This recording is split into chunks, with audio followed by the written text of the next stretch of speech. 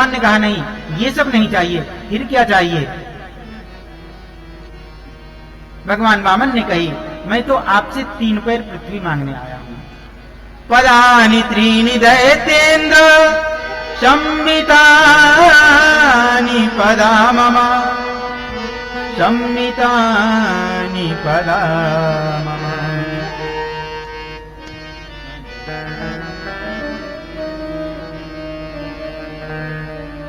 मैं 3 पैर पृथ्वी आपसे मांगने के लिए आया हूं।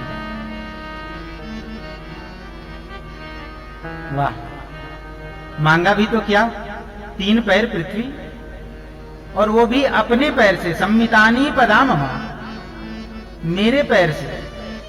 आपके इतने छोटे छोटे पैर हैं,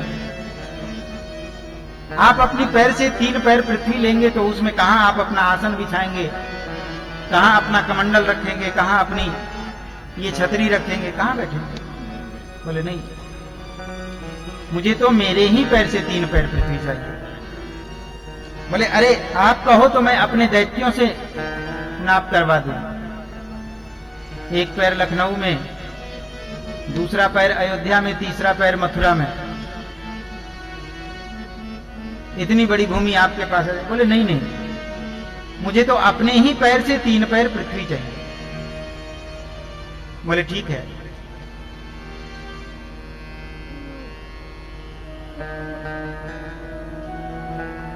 शुक्राचार्य जी समझ गए, बलि तो नहीं समझ पाया, लेकिन शुक्राचार्य जी समझ गए। अरे एस वैरोचने साक्षात भगवान विष्णुरभ्य कश्यपादिर्जातो देवानां कार्य साधक। ये देवताओं का कार्य साधने के लिए कश्यप और अदिति के पुत्र के रूप में स्वयं भगवान ही आए हैं। एस वैरोचने साक्षात भगवान विष्णुरभ्य। हे विरोचन पुत्र वैरोचन, ये कोई और नहीं, इनको समझने में भ्रम में मत रहना। बलि ने कहा तो क्या करूं? शुक्राचार्य जी ने कहा ये दानवान छोड़, इनको दान देने का संकल्प मत कर। बोले क्यों? बोले अरे ये कुछ भी कर सकते हैं। बलि ने कहा जब तक नहीं जानता था तभी तक देने के लिए तैयार था, अब तो जान गया हूं तो अब तो दूंगा ही। नहीं तो ये वही हैं जो मेरे परदादा हिरण्यकश्यप की आंत को फाड़ के और उनका वध कर दिए थे। तो अब तो जान गया हूं तो दूंगा। शुक्राचार्य जी ने सोचा शिष्य नालायक हुआ तो क्या हुआ, है तो शिष्य ही, चलो इसकी रक्षा करते हैं। वो कमंडलू थी ना, जल वाली कमंडलू, वो उससे कमंडलू से जल लेने के लिए श्री बलि जी अपना हाथ आगे करते हैं, कमंडलू से जल डालने लगे तो कमंडलू में वो जो टोटी निकली रहती है ना, उसमें से जल ही नहीं आ रहा था। बोले क्या हुआ? भगवान समझ गए जब तक ये बूढ़ा रहेगा ना खुद तो कुछ करेगा नहीं और इसे भी कुछ करने नहीं देगा। कुसा निकाल के दिया और कुसा निकाल के देकर के बोले भगवान बलि, लगता है इस तेरे कमंडलू में कोई मिट्टी विट्टी अटक गई है, ये ले कुसा से इसको साफ कर दे। कुसा डाल के जैसे ही बलि ने वो मिट्टी साफ करनी चाहिए, शुक्राचार्य जी की एक आंख साफ हो गई। शुक्राचार्य जी वहां से निकल के भागे, दौड़ते भागते वहां से भागे। शुक्राचार्य जी भागे और जल निकल के आया।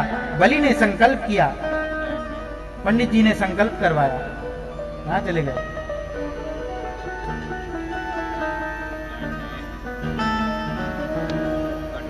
पंडित जी संकल्प के टाइम ही गायब।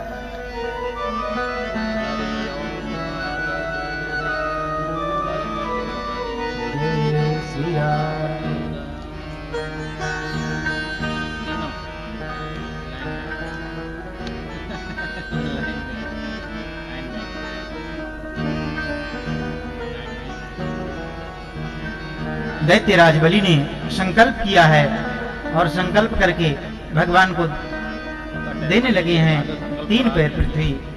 अब भगवान ने अपना स्वरूप बढ़ाना शुरू किया।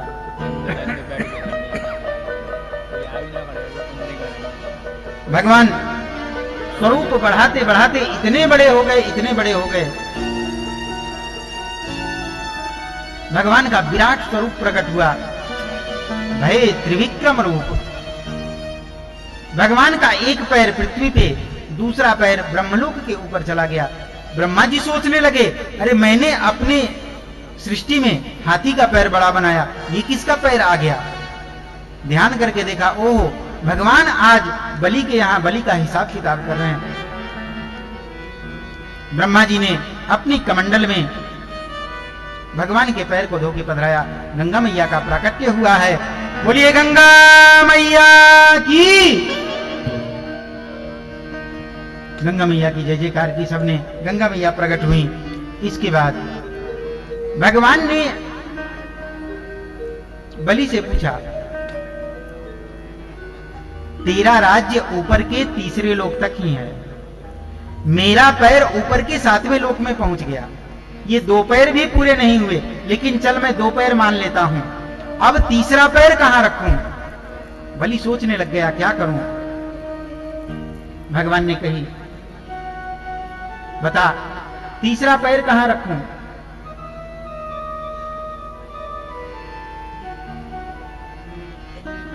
बलि सोचने लग गया। भगवान ने बलि जी को गरुड़ पास बुलाकर गरुड़ जी को बुला करके गरुड़ पास में बंधवाया है। देवता लोग कहने लगे, अरे ये क्या? जो कोई पत्रम पुष्पम फलम तोयम यो में भक्त्या प्रयक्षति, पत्र पुष्प फल जल कुछ भी अर्पण करे उसको आप सर्वस्व दे देते हो। बलि ने तो अपना सर्वस्व दे दिया और फिर आप इसको गरुड़ पास में बंधवा के रखे हो। बोले हाँ। अरे बलि जिस बंधन में बंधे हो वो छूटे तत्काल, लेकिन मैं जिस बंधन में बंधू वो खुले न कवन उकाल।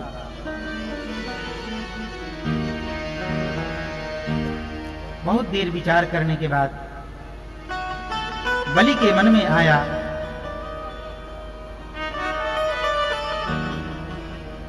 क्या करूं? बलि ने भगवान से पूछा, प्रभु एक बात बताइए, धन बड़ा होता है कि धनी बड़ा होता है?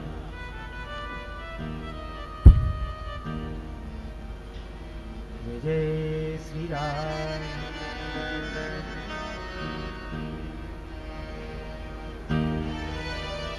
जय जय श्री राम।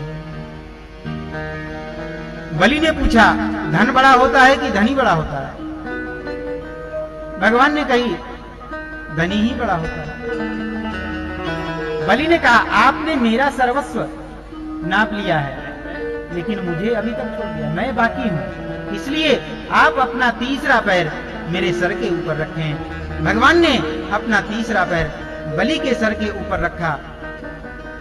भगवान ने कहा, बलि तूने अपना नाम सार्थक किया है, तेरा नाम है बलि, बलि का अर्थ होता है समर्पण, तूने अपना नाम सार्थक किया तो मैं भी अपना नाम सार्थक करूंगा, समर्पण।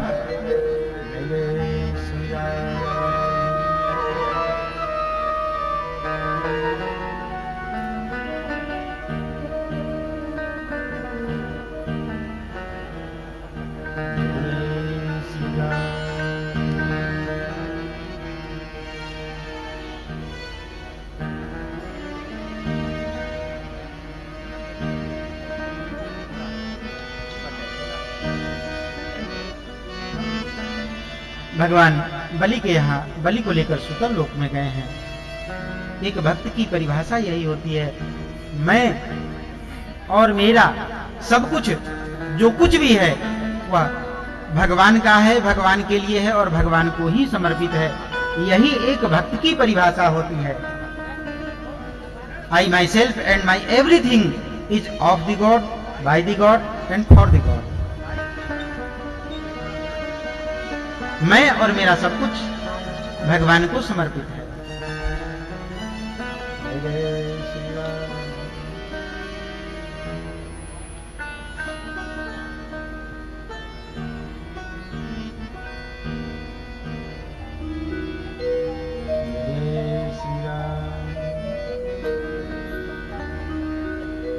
बलि ने अपना सर्वस्व भगवान को अर्पण किया। भगवान इनको लेकर सूतल लोक में गए हैं। बाद में श्री लक्ष्मी जी इनको लेकर के आई हैं। जय जय श्री राम।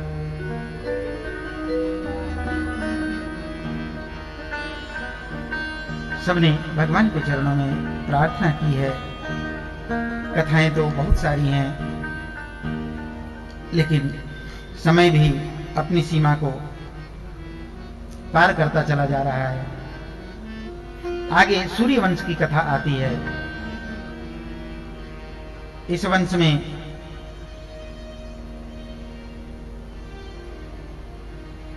भगवान का अवतार हुआ है। भगवान श्रोतुमिच्छामि हरेरद्भुत कर्मणा। भगवान के अद्भुत कर्मों की, अद्भुत स्वरूपों की व्याख्या सुनना चाहते हैं श्री परीक्षित जी। भगवान के मत्स्यावतार की कथा सुनाई है श्री सुखदेव जी ने परीक्षित जी को। मत्स्यावतार भगवान का क्यों हुआ? बोले मत्स्यावतार एक शब्द में अगर कहें तो वेदान उद्धरते, वेदों के उद्धार के लिए भगवान ने ये मत्स्यावतार लिया। प्रलय काल का निर्माण किया है भगवान ने। सप्तऋषियों और श्री श्राद्ध देव महाराज को लेकर सबकी रक्षा की है, सभी जीवों के बीजों की रक्षा की है और वेदों का उद्धार करके वेदों को पुनः स्थापित किया है ब्रह्मा जी के हाथ में। आगे इसी वंश में ऐसे इस सूर्य वंश की परंपरा, अब सूर्य वंश की परंपरा को हम लोग श्रवण करें।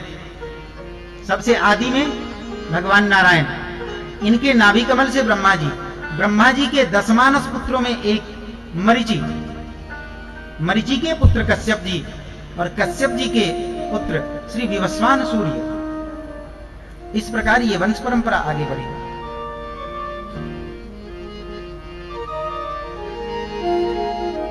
इनके श्राद्धदेव नाम के पुत्र से इक्ष्वाकु, नृग, सरयाति, धृष्ट, पृष्ठ, कवि, विभु, ये सब नभग, ये सब पुत्र उत्पन्न हुए। लेकिन ये सब तो बाद में हुए। पहले इनको एक इला नाम की कन्या हुई। ये इला नाम की कन्या कैसे हुई? ये पुत्र की प्राप्ति के लिए संकल्प करके और यज्ञ कर रहे थे। इनकी पत्नी के मन में था कि पुत्री होवे। संकल्प जिसका जितना दृढ़ होता है उतनी जल्दी पूरा होता है। इनकी पत्नी का संकल्प इनके संकल्प पे भारी पड़ गया और इनको पुत्री की प्राप्ति हुई। इन्होंने जाकर ब्रह्मनिष्ठ हुए। इनके कुल में अनेकानेक यशस्वी तपस्वी पुत्रों ने जन्म लिया। नाभाग के पुत्र अम्बरीश हुए, जो परम भागवत कहे गए, जिनके ऊपर सुदर्शन चक्र भी श्री दुर्वासा जी की प्रकट की हुई कालकृत्या भी जिनके ऊपर असर न कर पाई, ऐसे अम्बरीश जी हुए, जो भगवान के अनंत दास हुए। इसी वंश में आगे चल के हरिश्चंद्र नाम के राजा हुए। इसी वंश में आगे चल के सगर नाम के राजा हुए। इनके 60,000 पुत्रों को कपिल भगवान ने अपनी क्रोधाग्नि से भस्म किया। अपने पूर्वजों के उद्धार के लिए अंशुमान इत्यादि सबने तप किया, लेकिन गंगा मैया नहीं आई। महाराज भगीरथ ने जब प्रयास किया, तब किया, तब जय जय श्री राम। महाराज भगीरथ के प्रयास से गंगा मैया, जय जय श्री राम, प्रकट होके आई हैं और गंगा मैया की सबने स्तुति की। देखते देखते गंगा मैया आई हैं गंगा सागर में, और यहाँ जो राख की ढेर पड़ी हुई थी उसका स्पर्श हुआ। यज्जल स्पर्श मात्रेण ब्रह्म दंड हता अति। जिनके जल के स्पर्श से ही ब्रह्म हत्या जैसे पाप भी नष्ट हो गए। ब्रह्मदंड पाए हुए सगर पुत्र, इनका भी उद्धार हो गया। बोलिए गंगा मैया की। अब इसी वंश में आगे चल के खट्वांगादिर्बाहुश्च रघुस्तस्मात् पितुस्रवा अजस्ततो महाराजो नृपो दशरथो भवत्। इस वंश में आगे चल के खट्वांग महाराज, खट्वांग के दीर्घबाहु के रघु के पृथु और पृथु के अज के पुत्र श्री दशरथ जी हुए। इन दशरथ जी के यहाँ भगवान एक नहीं दो नहीं चार रूपों में अवतार लेके आए। तस्यापि भगवाने स साक्षात् ब्रह्ममयो हरि अंशांसेन चतुर्धागात् पुत्रत्वं प्रार्थित सुरे राम लक्ष्मण भरत शत्रुघ्न इति संज्ञया।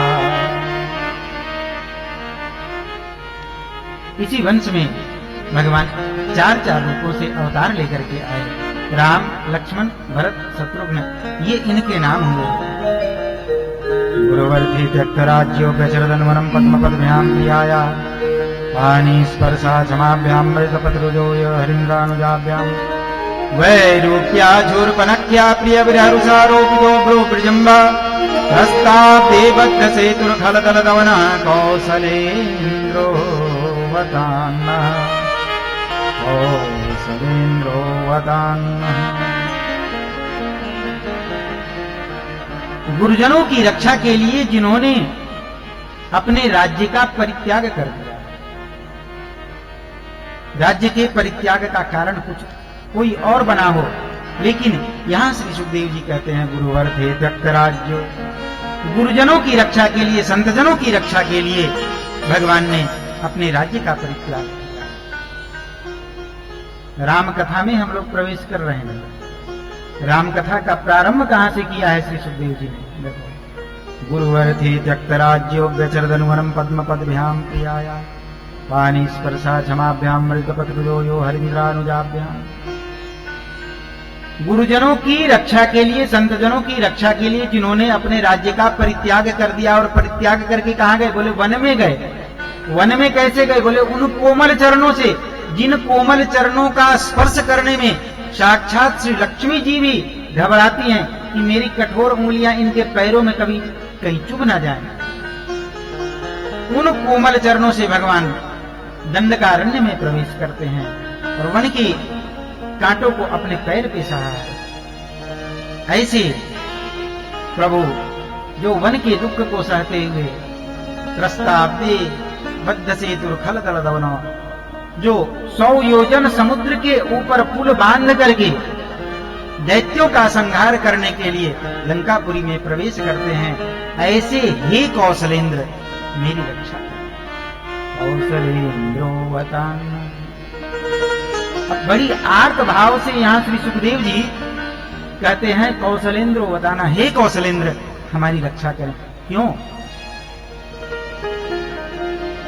समय बहुत कम है। 7 दिन का समय परीक्षित को मिला है और इस 7 दिन में ही सारे चरित्र सुनाने हैं।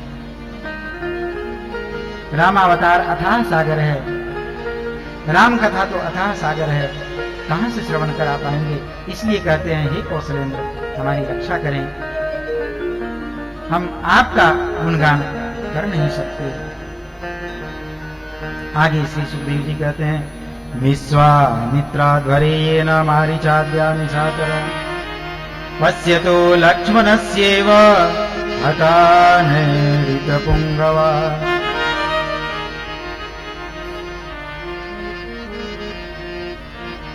विश्वामित्र जी के साथ गए हैं, उनका यज्ञ पूर्ण करवाया, मारीच सुबाहु इत्यादि राक्षसों का संहार करके उनका यज्ञ पूर्ण करवाया। श्री कृष्ण गोविंद हरे मुरारे, हे नाथ नारायण